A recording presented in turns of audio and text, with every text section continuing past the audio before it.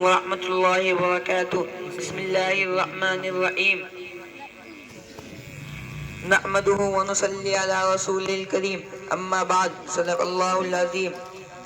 15 اگست 1947 کو ہمارا ملک ہندوستان انگریزوں کی غلامی سے ایک لمبی جدوجہد کو عبور کرتے ہوئے ہمارا ملک ہندوستان آزاد ہو گیا.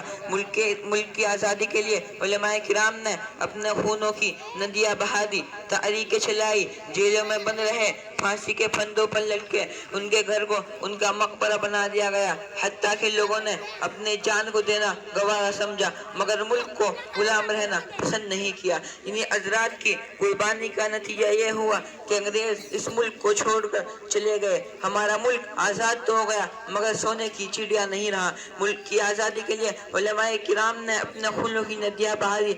آزادی کے بعد ملک کی تاریخ میں وہ ہولناک فسادات رونما ہوئے کہ تاریخ میں اس کی مثال نہیں ملتی. بالآخر جاتے جاتے انگریزوں نے اس ملک کو بانٹ دیا. ہندوستان کے مسلمان اپنا وطن چھوڑ کر پاکستان جانے لگے مگر وطن سے محبت کرنے والوں کی ایک لمبی تعداد جو اس ملک کو چھوڑ کر کہیں نہیں گئی.